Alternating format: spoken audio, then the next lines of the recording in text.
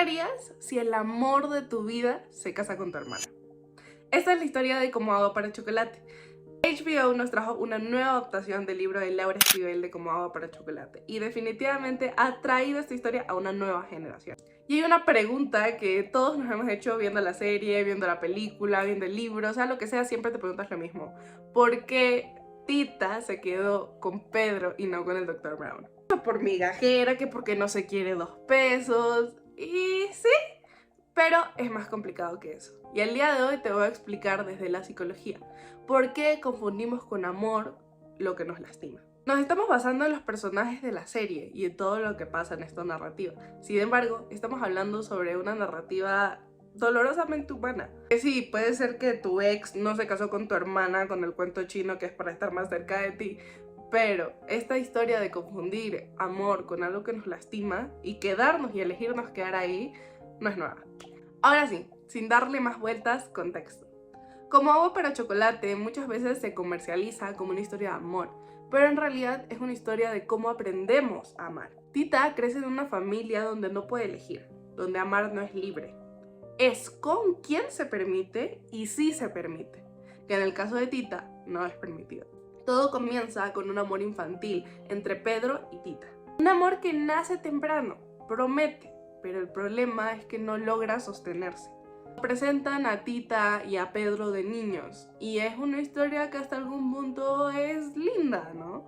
Se conocen, se enamoran, continúan con una relación que para ese tiempo era muy inocente, ¿no? Pero llega el tiempo que Pedro decide irse y hacer su vida, formarse, pero con la promesa de volver y estar juntos, de escribirle todos los días a Tita. Sin embargo, aquí es donde la familia de Tita se interpone. Las cartas nunca llegan, la comunicación se corta y Tita crece sin saber de él, hasta que se reencuentran. Y cuando Pedro vuelve, le quiere proponer matrimonio a Tita, convencen a su papá con la comida de Tita que es deliciosa, pero adivinen qué pasa, esta historia estoy segura que ya se la saben, pues mamá Elena se interpone. Eso significa que Tita no puede casarse, pero ¿sabes quién sí? La hermana mayor de Tita, Rosaura. Y aquí algo interesante, inclusive teniendo en cuenta el contexto, Pedro sí es un hombre tibio, como lo llaman en las redes. Porque Pedro no huye, Pedro se pudo robar a Tita, era algo un poco común en la época, de hecho es algo que se repite igual con Gertrudis. Pero acepta esa realidad ridícula de casarse con la hermana de Tita para estar cerca de Tita.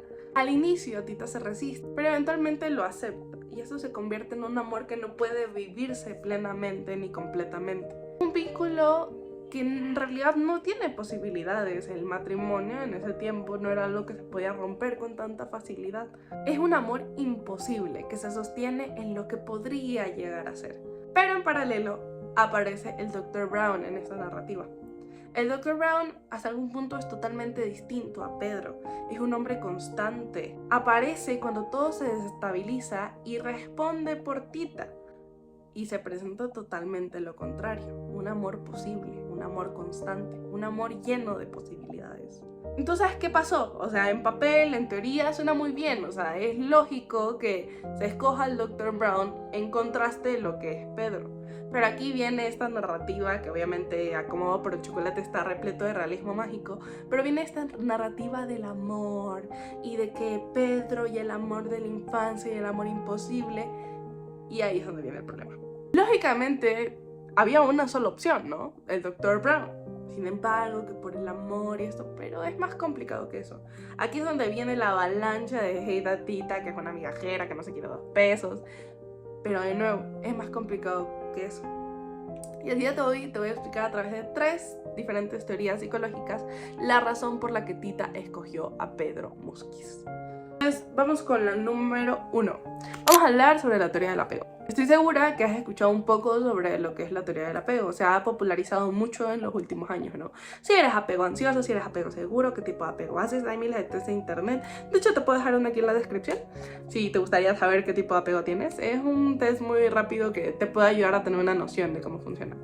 Fue una teoría desarrollada por John Bowlby y ampliada por Mary Ainsworth. Lo que plantea de una manera muy concreta es que la manera en la que aprendemos a vincularnos emocionalmente en la adultez está profundamente influenciada por cómo fueron nuestros primeros vínculos, es decir, cómo eran nuestros papás, nuestras figuras de cuidado en la infancia. No es solo cómo te trataron, sino cómo tu sistema nervioso aprendió a relacionarse con su entorno. Cuando hablamos de figuras de apego, normalmente hablamos de quién cumplió un rol principal. Eso normalmente tiene que ser mamá y papá. En el caso de Tita, esa figura es mamá Elena. Y es claro cómo es mamá Elena. Mamá Elena es punitiva, mamá Elena es autoritaria.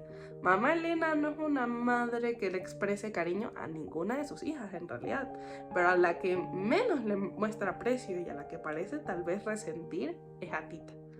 Aquí es algo importante, Tita no crece en un entorno donde el cuidado está asociado a la seguridad, sino a la exigencia, al castigo y al rechazo. Mamá Elena no solo es fría, es una figura abiertamente hostil. Hay maltrato físico, hay invalidación constante, hay una exigencia desproporcionada sin reconocimiento y hay todavía algo más profundo, lo que hablamos hace un momento, un resentimiento dirigido a ella por ser producto de una... Es decir, Tita crece siendo, desde el inicio, una hija no deseada emocionalmente. Desde la teoría del apego, esto desarrolla un tipo de apego ansioso.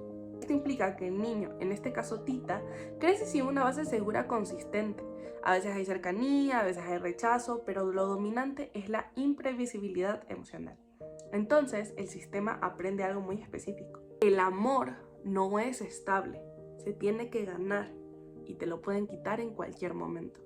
Y si se dan cuenta, eso se relaciona mucho a la forma en la que Tita se relaciona con Pedro. Lo importante aquí no solo es el sufrimiento de Tita, sino cómo su sistema se ha organizado a base de esa experiencia. Porque en ese tipo de apego, en la adultez se buscan relaciones con ese mismo patrón. No de forma consciente, sino porque es que resulta familiar a nivel emocional. Y aquí es de nuevo donde Pedro encaja perfectamente.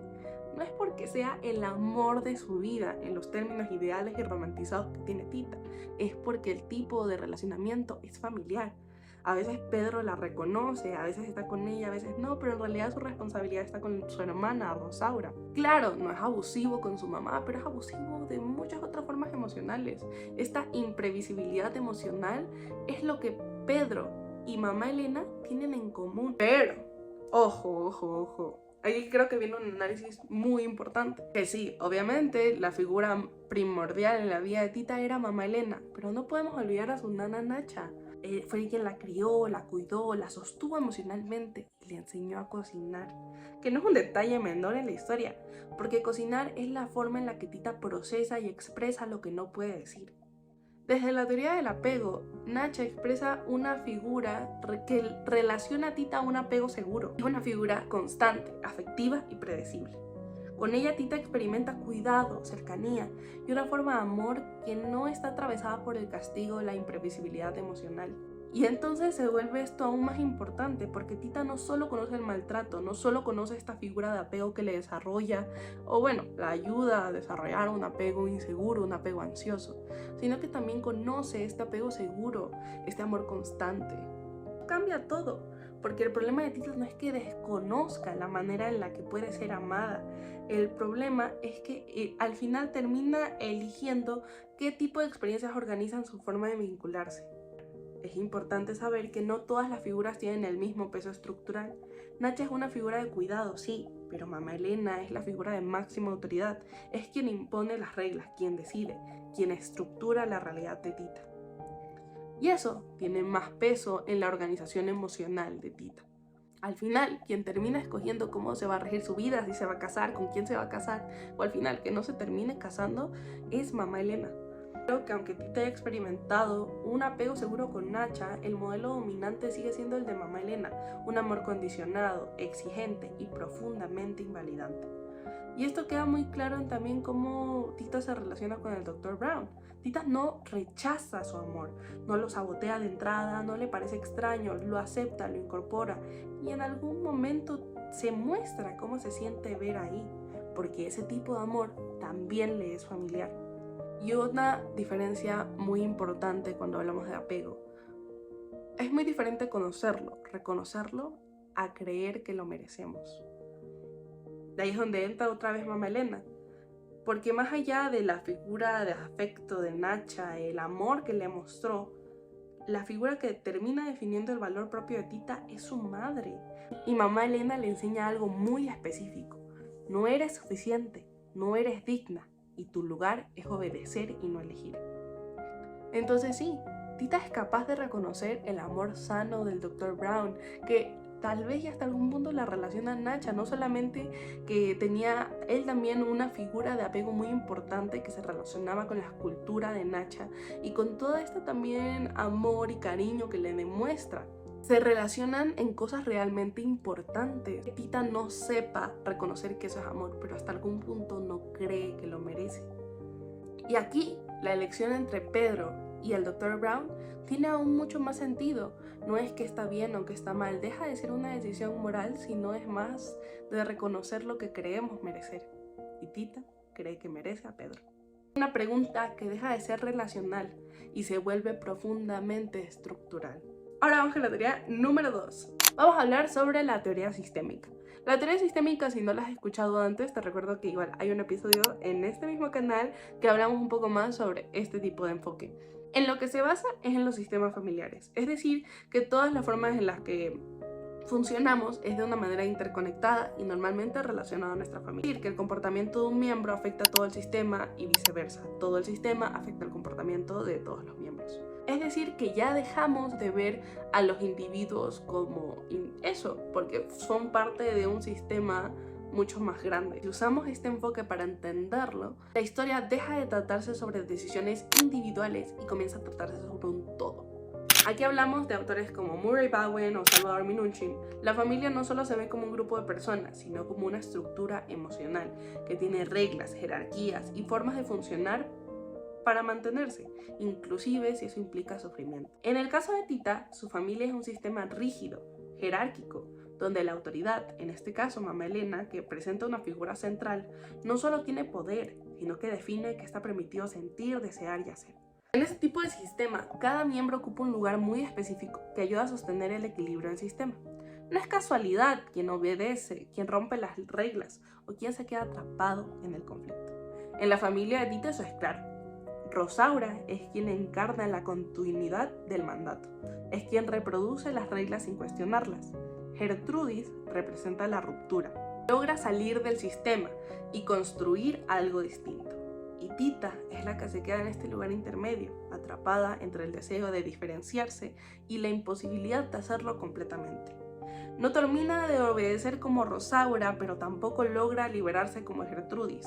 Y en ese lugar intermedio es justamente el más conflictivo, porque es quien mantiene viva la tensión del sistema. Entonces, no le quita responsabilidad a Tita sobre sus propias decisiones, sin embargo, hasta algún punto las organiza. El sistema en el que vive es el que define hasta algún punto cómo reacciona. Y aquí entra un concepto clave de Bowen, la diferenciación del ser. Esto refiere a la capacidad de una persona de tener una identidad propia, separada emocionalmente de su familia. Tita tiene una diferenciación muy baja en el sistema familiar, y no es necesariamente tanto por opción, sino por las consecuencias de cuando decide rebelarse. No es porque no tenga criterio o deseo propio, sino porque emocionalmente está completamente funcionada con el sistema familiar que rige mamá Elena. Puede sentir amor, puede desear a Pedro, puede incluso reconocer que hay algo distinto con el Dr. Brown, pero no tiene esa capacidad interna para sostener esas diferencias frente a la autoridad de su madre.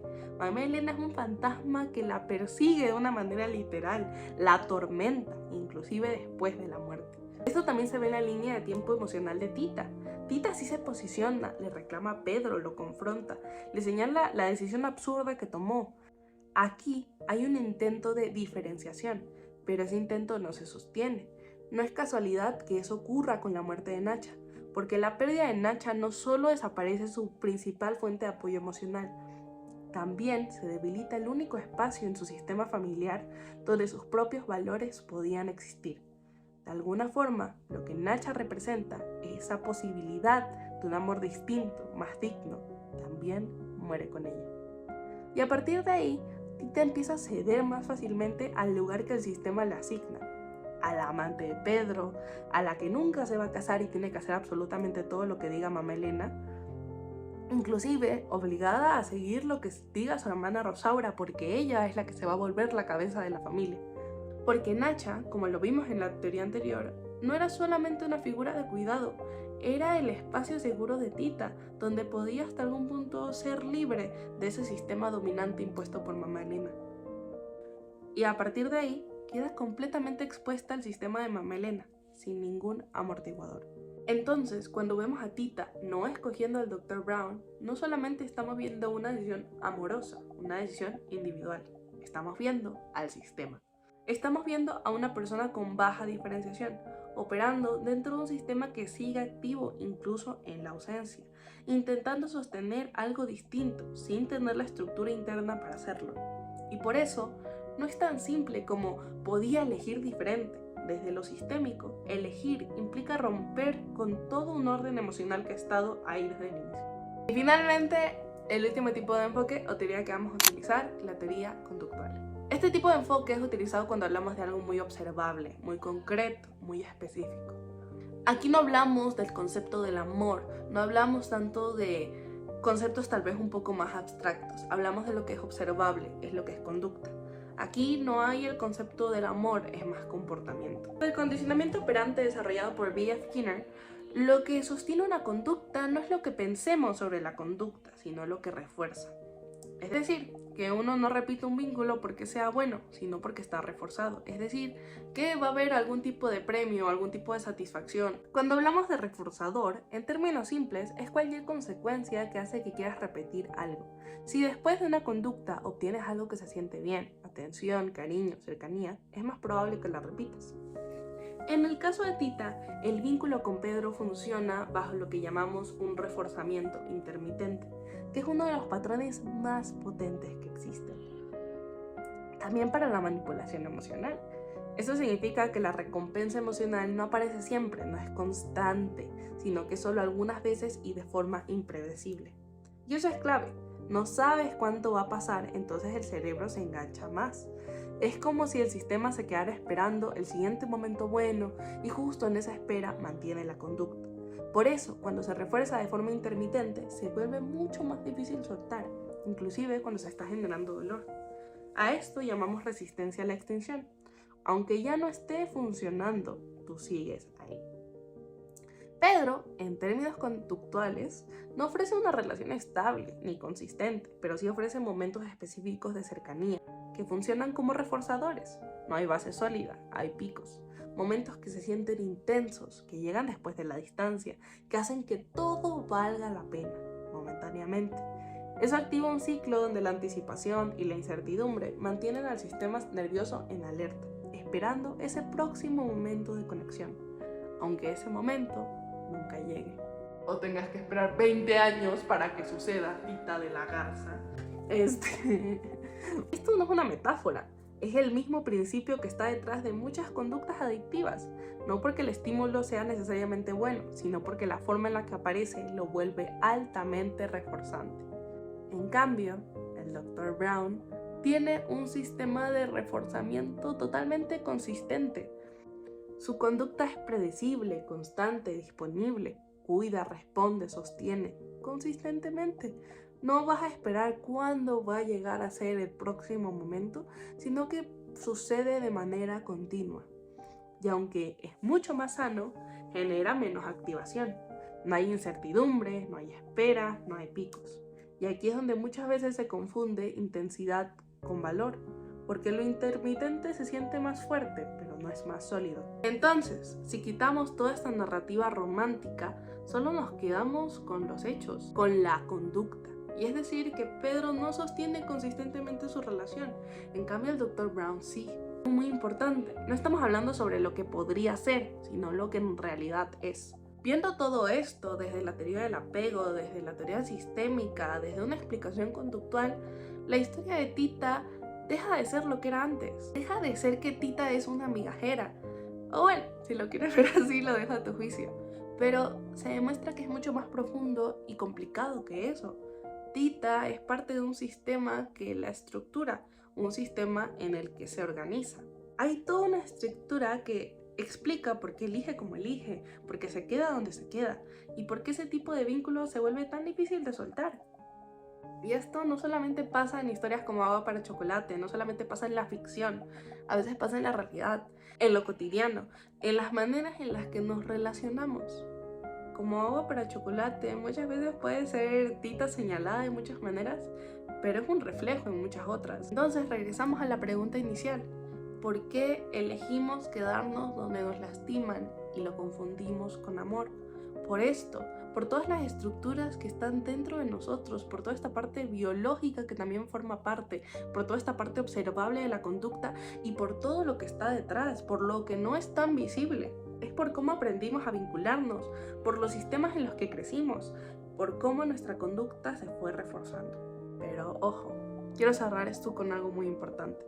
El contexto en el que está basado como Agua para Chocolate es muy distinto al nuestro. Repito, no creo que tu ex se vaya a casar con tu hermana con el cuento chino que quiere estar más cerca de ti. Sin embargo, podemos repetir muchas conductas que se presentan como Agua para Chocolate, muchos vicios en el sistema familiar, la forma en la que nos vinculamos. Pero esto no es necesariamente marcado en piedra.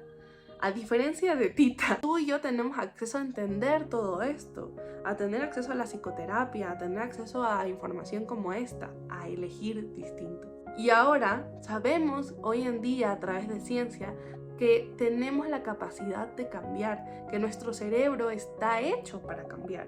Y eso es lo que llamamos neuroplasticidad. Es justamente lo que nos hace humanos, esta capacidad de elegir distinto, de hacer las cosas distintas. Pero esto no viene desde una fuerza de voluntad interior súper fuerte, sino que muchas veces viene acompañado de ayuda de psicoterapia, de ayuda de entender información distinta que ahora tenemos acceso. No lo hablé en este episodio, pero tengo que compartírselos. Uno de mis autores favoritos en psicología, en este largo caminar, es Erich Fromm, que tiene un super libro que si les puedo hacer una recomendación más sería El arte de amar de Erich Fromm. Es un excelente libro que es muy práctico, no tienes que ser un psicólogo en formación, un psicólogo formado para entenderlo.